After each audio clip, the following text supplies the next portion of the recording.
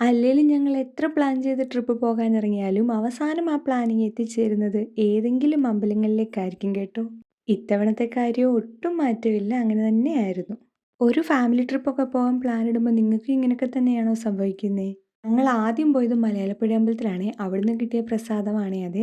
പിന്നെ ഞങ്ങൾ പോയത് ആറന്മുള അമ്പലത്തിലേക്കാണേ. അവിടെ ചെന്നപ്പോൾ ഭയങ്കര തിരക്ക്. പിന്നെയാണ് ഞങ്ങൾക്ക് മനസ്സിലായത് ഇന്ന് വള്ളസദ്യയുടെ തുടക്കമാണെന്ന്. ക്ഷേത്രം മുഴുവനും ഒരു ഉത്സവാന്തരീക്ഷം തന്നെയായിരുന്നു. ഭക്തരുടെ തിരക്കും അവിടുത്തെ ഒരുക്കങ്ങളും ഒക്കെ കണ്ടപ്പോൾ ശരിക്കും നല്ലൊരു സമയത്ത് തന്നെയാണ് അവിടെ ചെന്നതെന്ന് തന്നെ തോന്നി. പള്ളിയോടങ്ങളും കാണികളുടെ ആവേശങ്ങളും എല്ലാം കണ്ട് ഞങ്ങൾ കുറേ നേരം കഴിഞ്ഞിട്ടാണ് അവിടുന്ന് പോയത് തന്നെ. ഇതിൻ്റെ ഇടയ്ക്ക് റിതു പമ്പയാറ്റിലിറങ്ങാൻ വേണ്ടിയിട്ട് ചെറിയൊരു നീക്കമൊക്കെ നടത്തി കേട്ടോ.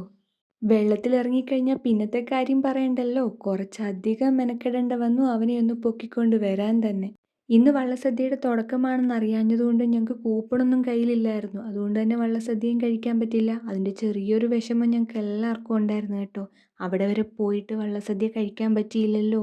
പിന്നെ ആകെ ഒരു സമാധാനം അമ്പലത്തിൽ ചെന്നപ്പോൾ ഇത്ര തിരക്കിൻ്റെ ഇടയിലും ഭഗവാനെ നല്ല രീതിയിൽ കണ്ട് തൊഴാൻ പറ്റി. വെളുപ്പിനെ എണീറ്റതായതുകൊണ്ടും പിന്നെ ചൂടിൻ്റെ ആ ഒരു ക്ഷീണം കാരണം ഋതു നല്ലോണം കിടന്നുറങ്ങി കേട്ടോ. പിന്നെ രാവിലെ ഞങ്ങൾ ഫുഡൊന്നും കഴിച്ചിട്ടില്ലായിരുന്നു. അതുകൊണ്ട് തന്നെ നല്ല വിശപ്പായിരുന്നു. പിന്നെ തിരിച്ചു വരുന്ന വഴിക്ക് ഞങ്ങൾ കടയിൽ കയറി ഫുഡൊക്കെ കഴിച്ചു. എന്നിട്ട് നേരെ ഞങ്ങൾ കല്ലേലി ഊരാളി അപ്പൂപ്പൻകാവിലേക്ക് പോയി. കോന്നിയിലാണിത്. പ്രകൃതിയോട് ചേർന്ന് നിൽക്കുന്ന ഈ സ്ഥലമുണ്ടല്ലോ ശരിക്കും വേറിട്ടൊരു അനുഭവം തന്നെയാണ് തരുന്നത്. ഇന്ന് ഞായറാഴ്ച ആയതുകൊണ്ടാണോന്നറിയത്തില്ല, ഇവിടെയും ഭയങ്കര തിരക്കായിരുന്നു. ശരിക്കും പറഞ്ഞാൽ ചില യാത്രകൾ സ്ഥലങ്ങൾ കാണാൻ വേണ്ടി മാത്രമുള്ളതല്ലേ, മനസ്സിന് സമാധാനവും സന്തോഷവും ഒക്കെ കിട്ടാൻ വേണ്ടി കൂടിയാണ്. അപ്പം അത്രയേ ഉള്ളൂ. ബായ്.